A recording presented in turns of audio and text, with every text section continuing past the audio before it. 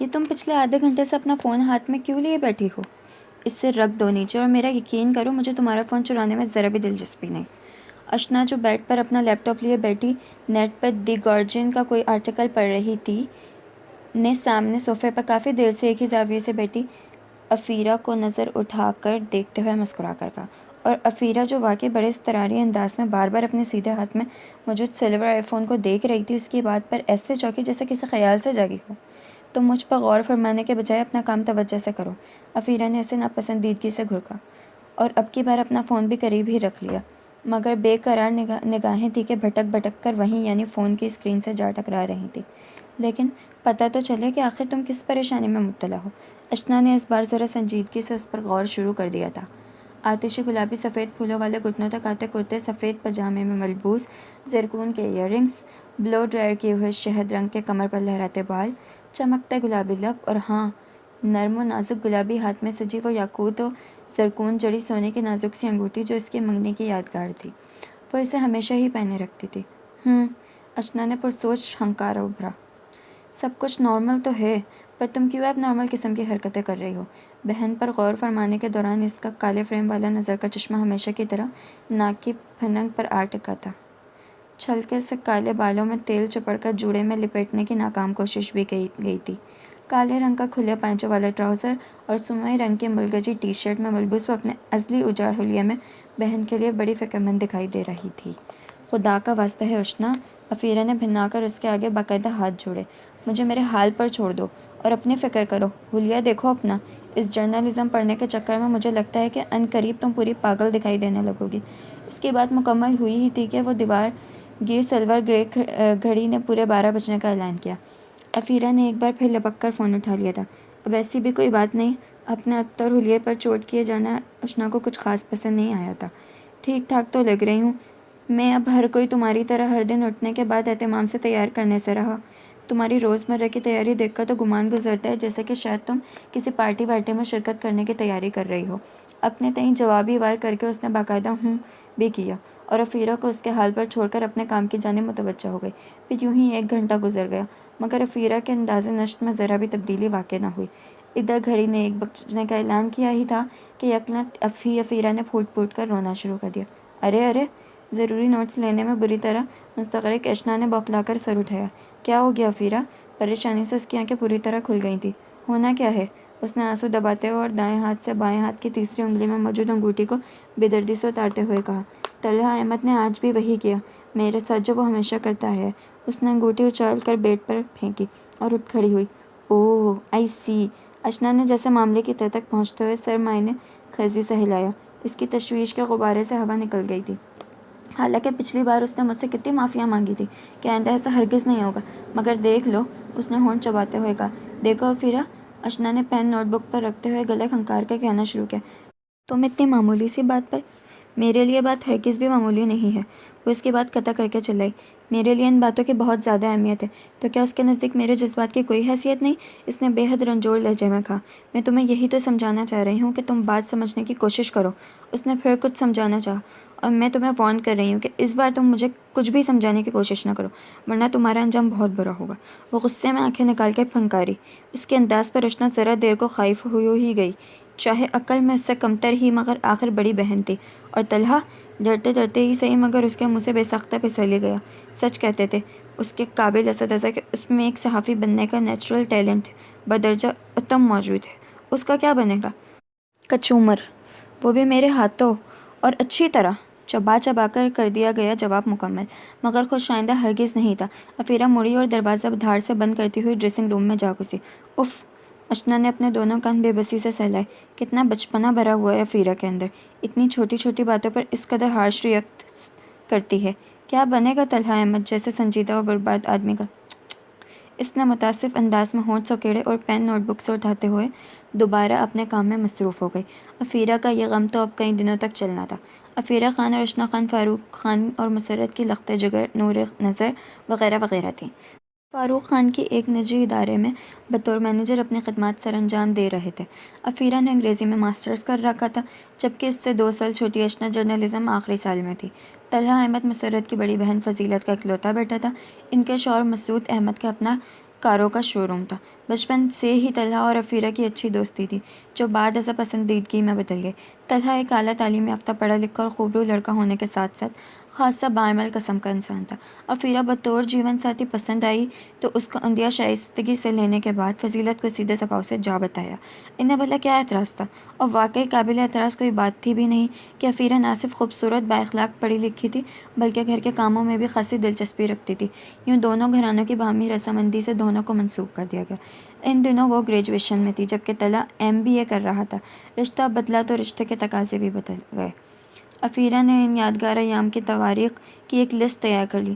اس کے اور طلحہ کے حوالے سے اہمیت کے حامل تھے۔ مثلاً ان کی باقاعدہ دوستی کا آغاز کس تاریخ کو ہوا؟ 16 جنوری۔ اظہار محبت سے قبل ایک بار طلحہ اسے بہانے سے آئس کریم کھلانے لے کر گیا تھا، 15 مارچ۔ اظہار محبت 20 اگست۔ پروپوزل 6 نومبر۔ منگنی 12 اپریل۔ عفیرہ کی سالگرہ 14 اکتوبر۔ طلحہ کی سالگرہ 5 دسمبر۔ فلانی تاریخ کو یہ ہوا، ڈھمکانی وہ، وغیرہ وغیرہ۔ بات یہاں تک تو ٹھیک تھی، وہ ان یادگار دنوں کی یاد رکھتی تھی، طلحہ کو وش کیا کرتی، گفٹس دیا کرتی، مگر مسئلہ سارا یہ تھا کہ وہ طلحہ سے بھی اسی بات کی امید رکھتی تھی کہ وہ بھی ان تاریخوں کو یاد رکھے۔ اب ظاہر ہے ایک ایسے بندے کے لیے کہ جسے اپنی تاریخ پیدائش تک بامشکل یاد رہتی ہو، وہ ایک دشوار امر تھا۔ عفیرہ کی 1000 بار ناراضیوں اور کئی بار کے جھگڑوں کے باوجود طلحہ کی یادداشت ان تاریخوں کو یاد رکھنے کے معاملے میں ہمیشہ ہی اسے دغا دے جاتی تھی۔ اس کا نتیجہ یہ نکلتا کہ عفیرہ اس سے کئی دن ناراض رہا کرتی، طلحہ اس سے معذرت کرتا اور آئندہ اتنی اہم تاریخ نہ بھولنے کا وعدہ بھی، تب جا کر عفیرہ کی ناراضی دور ہوتی۔ مگر وائے افسوس، اس سے دوبارہ ناراض ہونے کا موقع جلد ہی مل جایا کرتا تھا۔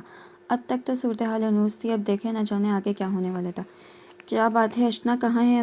صبح سے کال ملا رہا ہوں اسے، وہ میرا فون کیوں نہیں اٹھا رہی؟ اشنا کے فون سے طلحہ کی جھنجھلائی ہوئی سی آواز منتشر ہوئی۔ اشنا ابھی یونی سے لوٹی تھی۔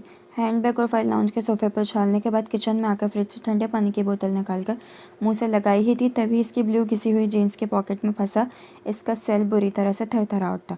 اس نے نکال کر نمبر دیکھا، طلحہ کا تھا۔ اس نے فی الفور فون ریسیو کیا تھا۔ تم اتنے پریشان کیوں ہو رہے ہو دولا بھائی؟